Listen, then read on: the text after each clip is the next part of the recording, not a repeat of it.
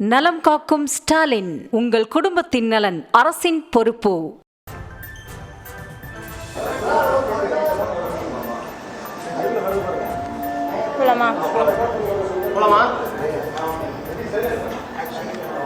கடந்த ஆகஸ்ட் 1ஆம் தேதி முதல் இன்றைக்கு 13ஆம் தேதி வரை கடந்த 13 நாட்களாக மண்டலம் 5 மற்றும் மண்டலம் 6க்குட்பட்ட தூய்மை பணியாளர்கள் ரிப்பன் வளாகத்தில் தொடர்ந்து ஆர்ப்பாட்டம் நடத்தி வரார்கள்.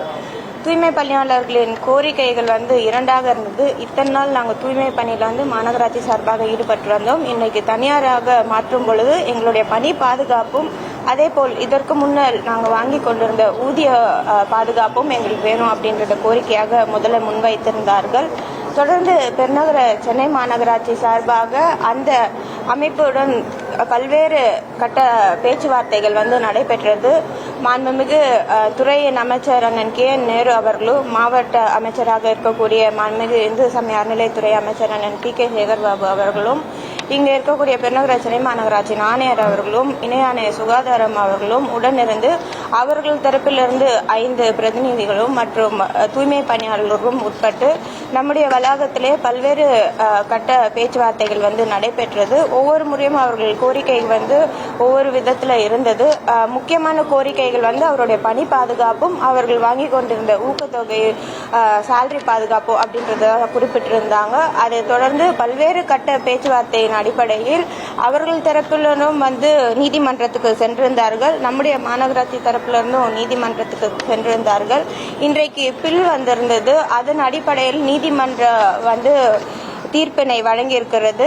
மாநகராட்சி போராட்டம் நடக்கக்கூடிய இடம் இல்லை அப்படின்றத அவர்கள் தெரிவித்திருக்கிறார்கள். இங்கிருந்து உடனடியாக அவர்களை அப்புறப்படுத்துமாறு நீதிமன்றத்தில் நம்மளுக்கு தீர்ப்பு வழங்கப்பட்டிருக்கிறது. சென்னை மாநகராட்சிகளில் போராட்டம் நடத்தணும் அப்படின்றதுக்கு சில இடங்கள் இருக்கு. அதுக்கு போலீஸ் பெர்மிஷன் வாங்கிட்டு அந்த பகுதிகளில் அவங்க போராட்டத்தை மேற்கொள்ளலாம். ஆனால் ரிப்பன் வளாகம் அப்படின்றது போராட்டம் நடத்தக்கூடிய இடம் இல்லை அப்படின்ற வகையில தீர்ப்பு இன்றைக்கு வழங்கப்பட்டிருக்கிறது. அது அடிப்படையில் இங்க இருக்கக்கூடிய தூய்மை பணியாளர்கள் இங்கிருந்து அவர்கள் கடந்து செல்லுமாறு கேட்டுக்கொள்கிறோம். அதன் தொடர்ச்சியாக நம்முடைய நீதிமன்றத்தில் வரக்கூடிய 31ஆம் தேதி வரை மாநகராட்சிக்குட்பட்ட இதற்கு முன்னாடி இருந்த தூய்மை பணியாளர்கள் வரக்கூடிய நாட்களில் தனியார் நிறுவனமுடன் இணைந்து 31ஆம் தேதி வரை கால அவகாசம் விடுத்திருக்கிறார்கள். 31ஆம் தேதிக்குள் அவர்கள் மீண்டும் பணியில் திரும்புமாறு கேட்டுக்கொள்கிறோம். என்றுமே சென்னை மாநகராட்சி அவர்களுக்கு திறந்திருக்கும் அப்படின்றதை தெரிவித்திருக்கிறோம். இன்றைக்கும் நீதிமன்றத்தில் தீர்ப்பு வந்த பிறகும் மாண்புமிகு துறையின் அமைச்சர் அண்ணன் KN நேரு அவர்களும், மாண்புமிகு அமைச்சர் அண்ணன் PK சேகர்பாபு அவர்களும், மாநகராட்சி ஆணையர் அவர்களும், இணை ஆணையர் அவர்களும், நானும் துணை மேயர் அவர்களும் ஒருங்கிணைந்து அவர்களுடன் இணைந்து பேச்சுவார்த்தைக்கு அழைத்தோம். முதல் கட்டமாக அவர் பேச்சுவார்த்தையை தெரிவித்து நாங்கள் போயிட்டு கலந்து ஆலோசித்து வரோம் அப்படின்றத தெரிவித்திருந்தாலும் தொடர்ந்து 3-4 மணி நேரமாக துறை அமைச்சரும் மாவட்ட அமைச்சர் அண்ணன் PK சேகர்பாபு அவர்களோடும் இங்கே இருந்து வெயிட் பண்ணியிருந்தாங்க. இது வரைக்கும் அவங்களோட கருத்துக்களை தெரிவிக்கல.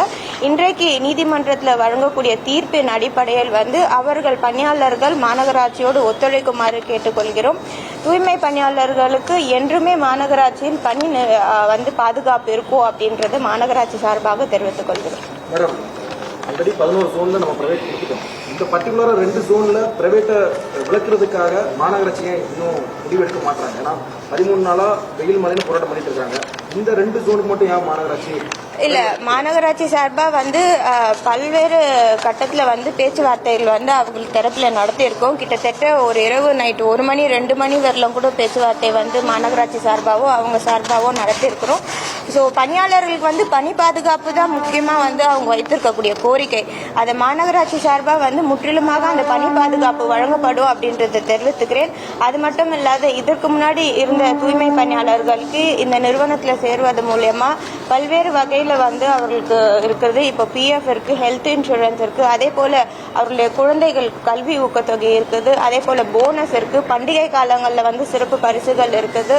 இந்த மாதிரி பல்வேறு வகையில் அவர்களுக்கு பெனிஃபிட்ஸ் அதிகமாக இருக்கக்கூடிய வகையில் தான் நம்ம வந்து செயல்பட்டு வருகிறது தெரிவித்துக்கிறோம்.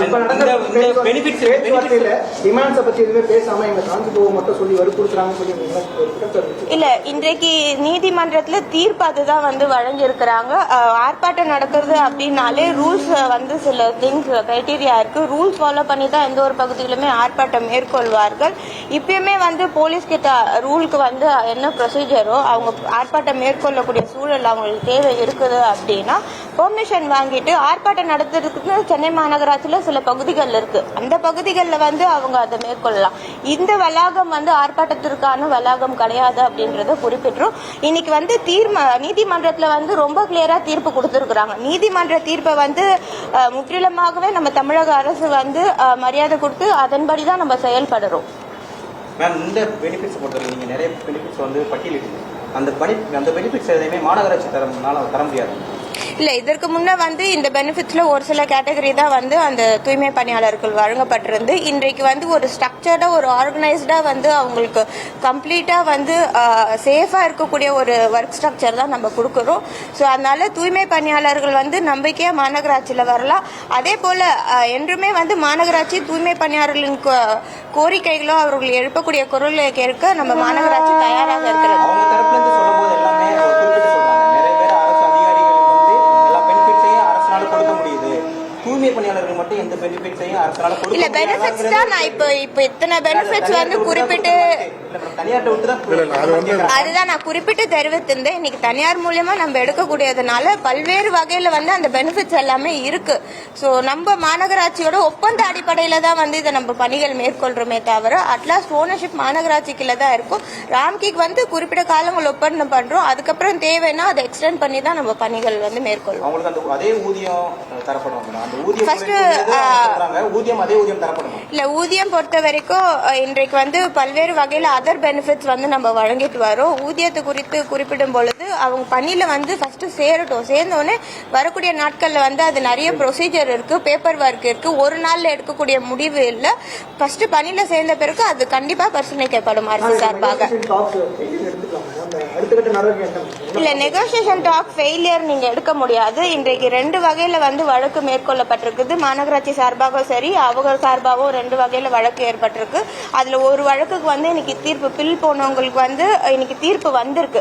தீர்ப்பின்படி மாநகராட்சியோட வளாகத்துல வந்து அவங்க வந்து தொடர்ந்து இதை கடைபிடிக்க கூடாதுன்றதை தெரிவித்திருக்கிறாங்க.